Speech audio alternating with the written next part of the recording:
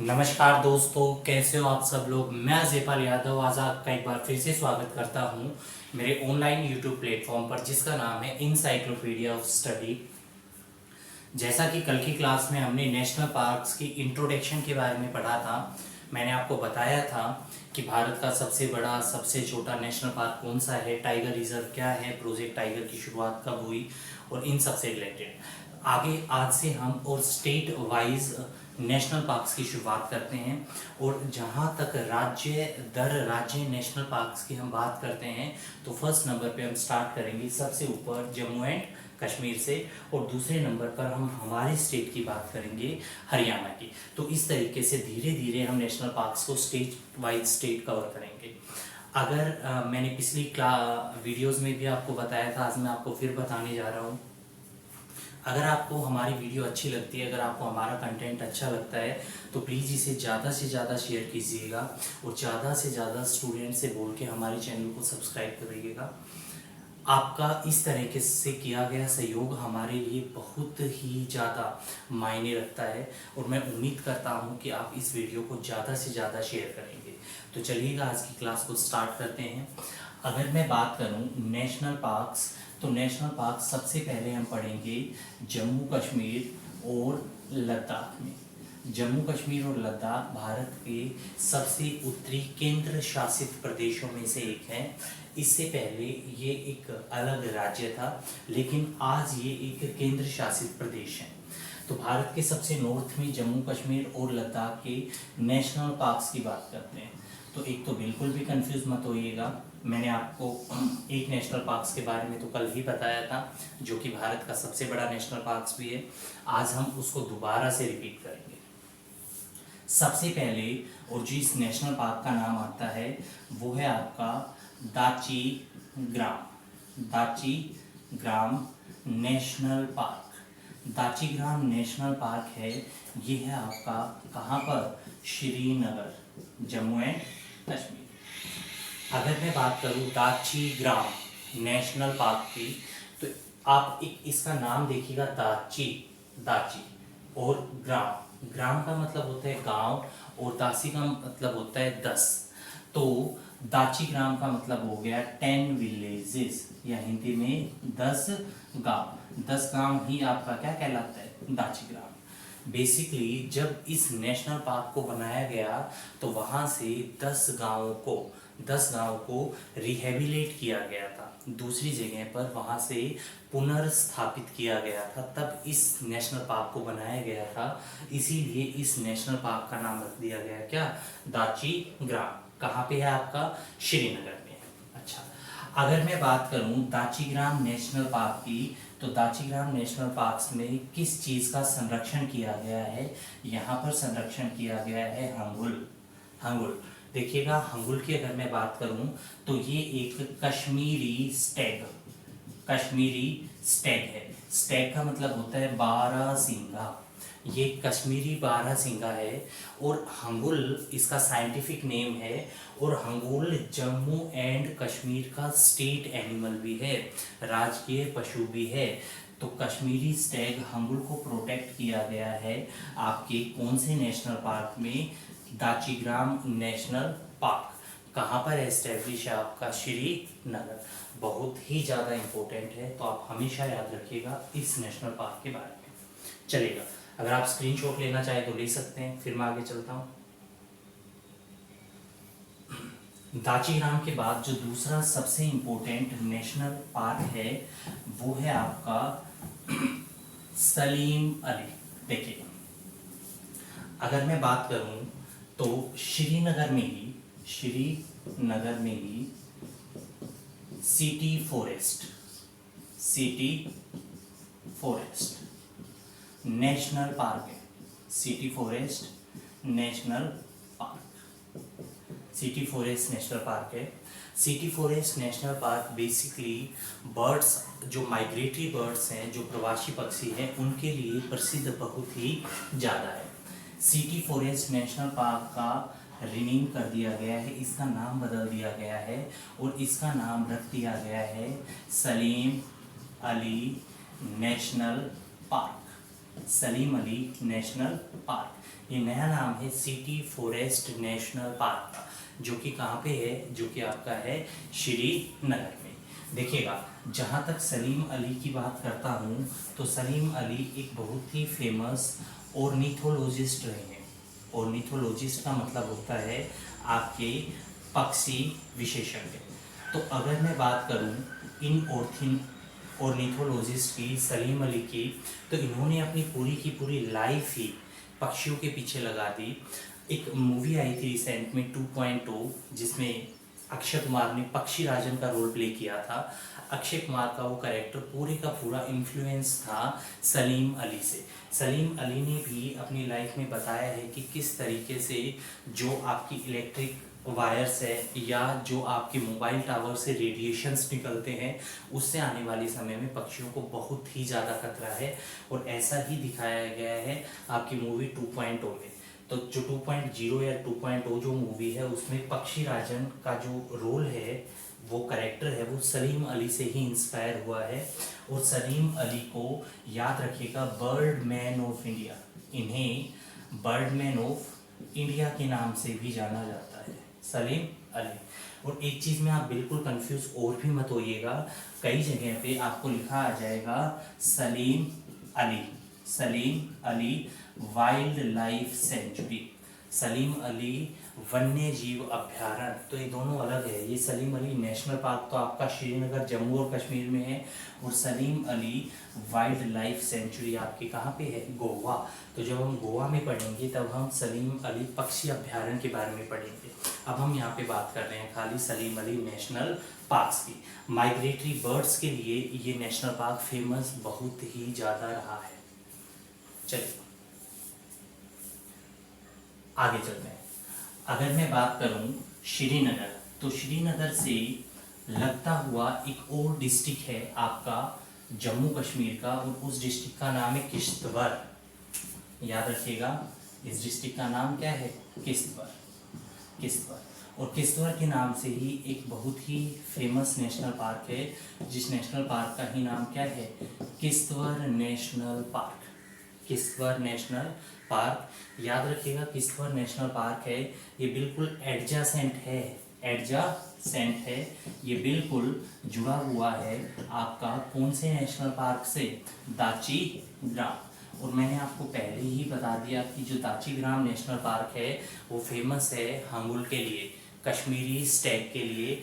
और अगर मैं बात करूं किश्तवाड़, तो किश्तवाड़ में आपको लिखा मिलेगा माइग्रेटरी हंगुल, माइग्रेटरी हंगुल।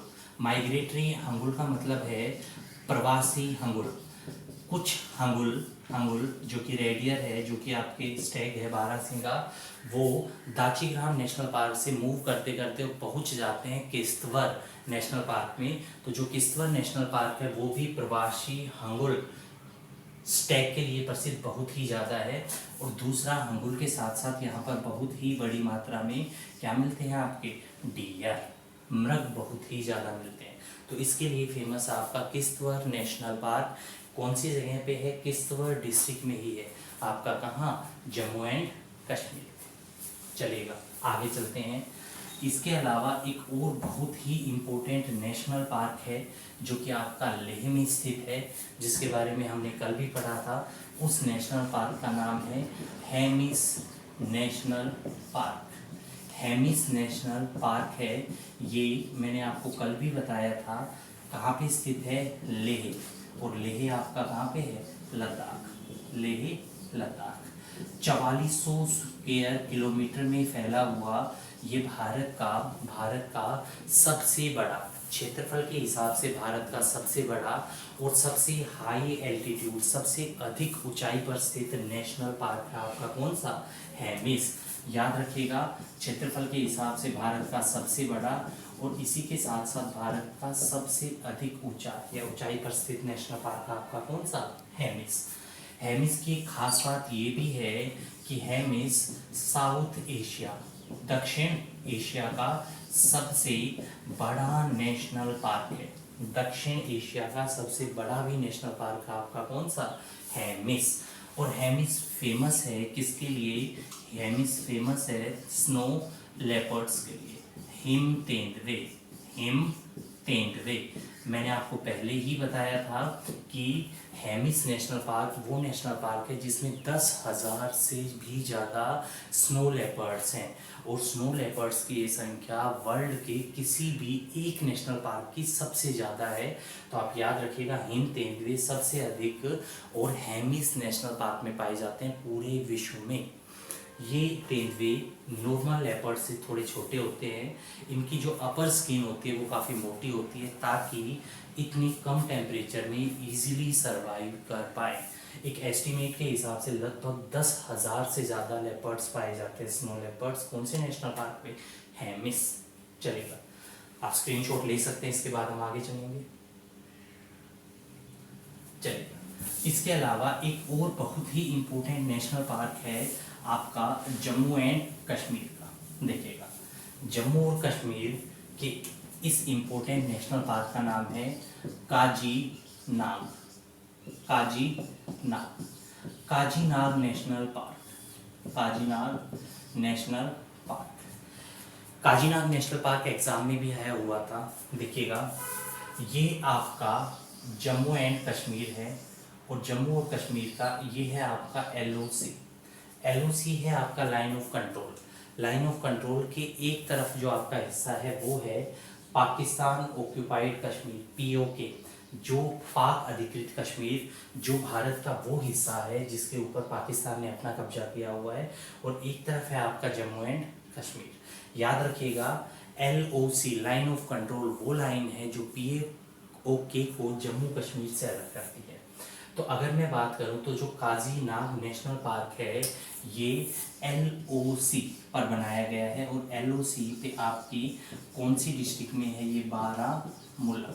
याद रखिएगा, बारामूला डिस्ट्रिक्ट में है आपका Kazinag national park. Kazinag national park LOC पे बना हुआ है। इसका कुछ हिस्सा भारत के जम्मू और कश्मीर में है और कुछ हिस्सा पीओके, पाकिस्तान ऑक्यूपाइड कश्मीर में है। काजीनाग नेशनल पार्क एक पीस पार्क है, एक पीस पार्क है, एक शांति पार्क है। शांति पार्क है किस किस के बीच में सर? इसमें इंडिया और आपका पाकिस्तान। तो भारत और पाकिस्तान के बीच में एक शांति स्थापित हो सके तो एक शांति पार्क के रूप में बनाया गया है आपके कौन से नेशनल पार्क को? काजीनाग नेशनल पार्क को। अच्छा, काजीनाग पे किसको प्रोटेक्ट किया गया है? अगर मैं बात करूं काजीनाग नेशनल पार्क की, तो काजीनाग नेशनल पार्क में 17 स्पीसीज, 17 प्रजातियां पाई जाती है आपकी बटरफ्लाई की, तितली की।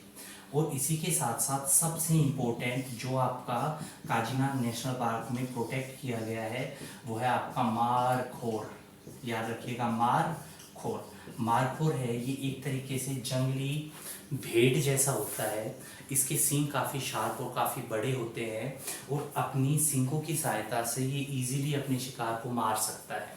अगर मैं बात करूं तो पाकिस्तान में खोर सींगों को कहा जाता है, जबकि हमारे हरियाणा और इसके आसपास के रीजन में खुर या खोर भैंस या गायों के पाँव के नाखूनों को कहा जाता है, लेकिन वहाँ पर खोर जो होता है वो उसके सींगों को कहा जाता है। और मार का मतलब है कि वो अपनी खोर की सहायता से इजीली किसी को भी मार सकता है। तो मार खोर को प्रोटेक्ट किया गया है काजीनाग नेशनल पार्क में। और मैं आपको बता दूं, एक पॉइंट आप जरूर याद रखिएगा, मारखोर नेशनल एनिमल, मारखोर राष्ट्रीय पशु है। किसका? पाकिस्तान का। ये नेशनल एनिमल है आपका पाकिस्तान का। तो इसको प्रोटेक्ट किया गया है काजीनाग नेशनल पार्क में। तो ये इम्पोर्टेंट नेशनल पार्क थे हमारे जम्मू कश्मीर और लद्दाख के। आप नोट कर दीजिएगा इसे, या आप स्क्रीनशॉट ले सकते हो। चलिए आगे चलते हैं।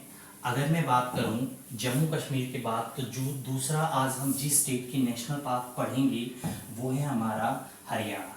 देखिएगा, अगर हरियाणा को देखा जाए तो हरियाणा में वाइल्ड लाइफ इतनी ज़्यादा नहीं है, और राज्यों के कंपैरेटिवली हरियाणा में वाइल्ड लाइफ काफ़ी कम है। और उसका सबसे बड़ा रीज़न है कि भारत में वन क्षेत्र हरियाणा का सबसे कम है।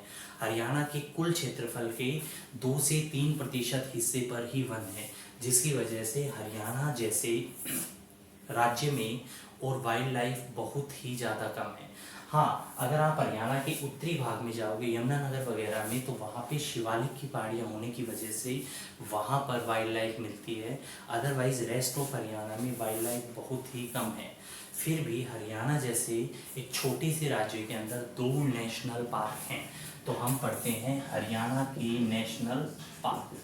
हरियाणा चलेगा। हरियाणा में सबसे पहले जो सबसे इम्पोर्टेंट नेशनल पार्क है वो है सुल्तानपुर नेशनल पार्क।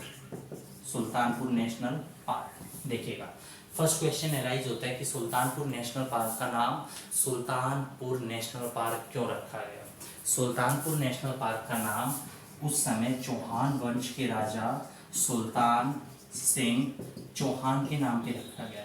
सुल्तान सिंह चौहान के नाम पर वहाँ पर उसके क्षेत्र में एक गांव की स्थापना की गई, जिस गांव का नाम था सुल्तानपुर।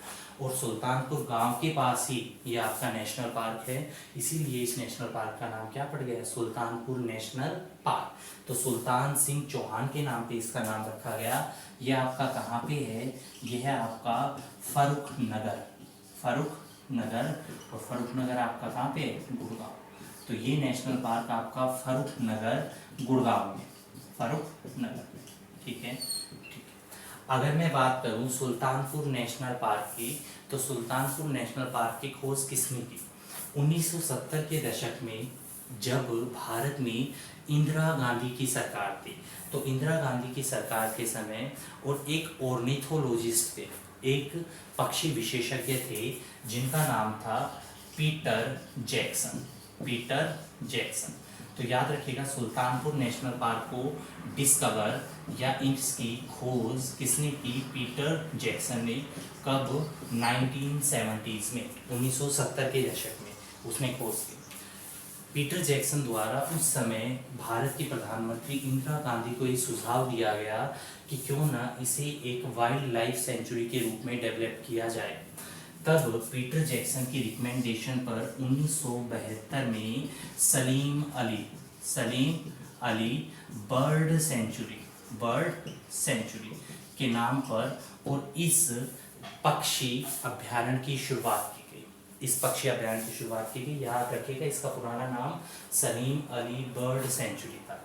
लेकिन 1989 में this bird sanctuary is converted into national park. इस बर्ड सेंचुरी को एक राष्ट्रीय उद्यान में परिवर्तित कर दिया गया और इसका नाम रख दिया गया Sultanpur national park. Sultanpur national park किसके लिए फेमस है, Sultanpur national park migratory birds के लिए फेमस है, प्रवासी पक्षियों के लिए फेमस है। और इन प्रवासी पक्षियों में सबसे ज़्यादा अगर ये किसी के लिए फेमस है तो वो है आपका साइबेरियन क्रेन, या हिंदी में इसे हम साइबेरियन सारस भी कहते हैं, साइबेरियन सारस क्रेन। साइबेरिया यूरोप का एक देश है, रशिया के पास। नॉर्मली सर्दियों में यहाँ का टेम्परेचर और भी ज़्यादा हो जाता है और ये ऐसे पक्षी होते हैं जो गर्म जगहों की तरफ माइग्रेट कर जाते हैं, प्रवास कर जाते हैं। और यूरोप से आते हुए जो साउथ एशिया, जो दक्षिणी एशिया का हिस्सा है, यहाँ पे गर्मी बहुत ही ज़्यादा होती है।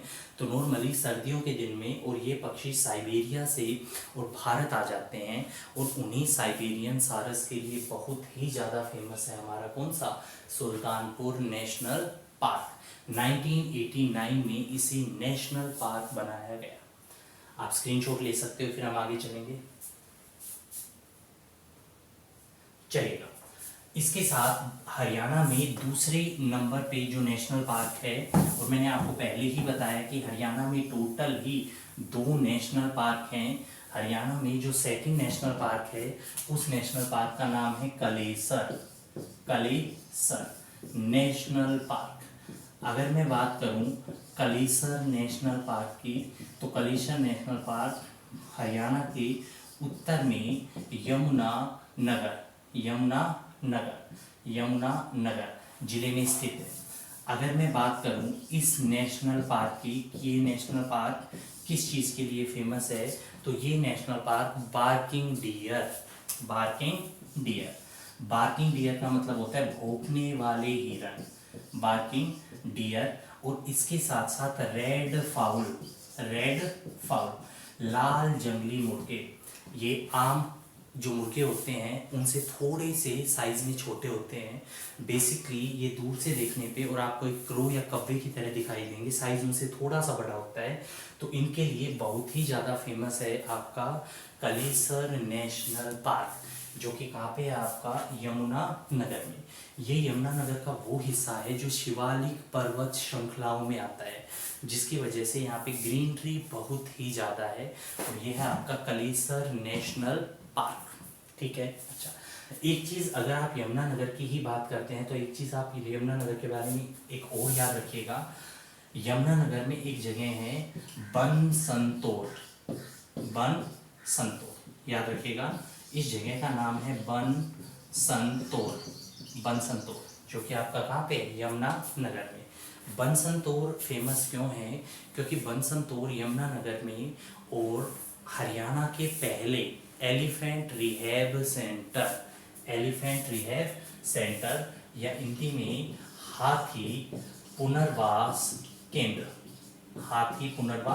केंद्र की स्थापना की गई है। अगर मैं बात करूं एलिफेंट रिहैब सेंटर की, तो इसको एस्टेब्लिश यहाँ पे क्यों किया गया और इसका क्या फेमस है? इस रिहैब सेंटर का जो पूरा नाम है वो चौधरी सुरेंद्र सिंह हाथी पुनर्वास केंद्र है, और ये यमुनानगर के बनसंतोर में है। यमुनानगर के बनसंतोर का ये हिस्सा वो है जो हिमाचल प्रदेश और उत्तराखंड के साथ अपनी सीमा को साझा करता है। और हिमाचल प्रदेश और उत्तराखंड के नेशनल पार्क जो हैं, जैसे उत्तराखंड का आपका जो राजाजी नेशनल पार्क है वो बिल्कुल लगा हुआ है आपके किससे, बनसंतोर वाले इलाके से। होता क्या है कि बाकी हिमाचल प्रदेश और उत्तराखंड जिसमें हाथी बहुतायत में पाए जाते हैं, उनसे कुछ इंजर्ड एलिफेंट, कुछ ऐसे एलिफेंट जो या तो एक दूसरे से लड़ाई की वजह से इंजर्ड हो जाते हैं या किसी और वजह से वो इंजर्ड हो जाते हैं, तो उनको बनसंतोर केंद्र में ला करके ट्रीट करके और उनको यहाँ पर छोड़ दिया जाता है, रिहेबिलिट कर दिया जाता है, पुनर्वास कर दिया जाता है उनका। तो इसके लिए फेमस है ये हमारा रिहैब सेंटर। और याद रखिएगा इसका नाम क्या है, चौधरी सुरेंद्र सिंह हाथी पुनर्वास केंद्र, यमुनानगर। और ये हरियाणा का ही नहीं, ये भारत का पहला एलिफेंट रिहैब सेंटर भी है। आई होप आपकी क्लास आज को समझ आई होगी आप लोगों को। लास्ट में कंक्लूड करते समय और मैं फिर एक बार आपसे रिक्वेस्ट करता हूं कि अगर आपको हमारी वीडियोस अच्छी लगती है तो प्लीज़ इस पर ज़्यादा से ज़्यादा कमेंट कीजिएगा और बाकी बच्चों को भी इसको रिकमेंड कीजिएगा। ठीक है, इसी के साथ मैं आज की क्लास को कंक्लूड करता हूँ। धन्यवाद। जय हिंद, जय भारत।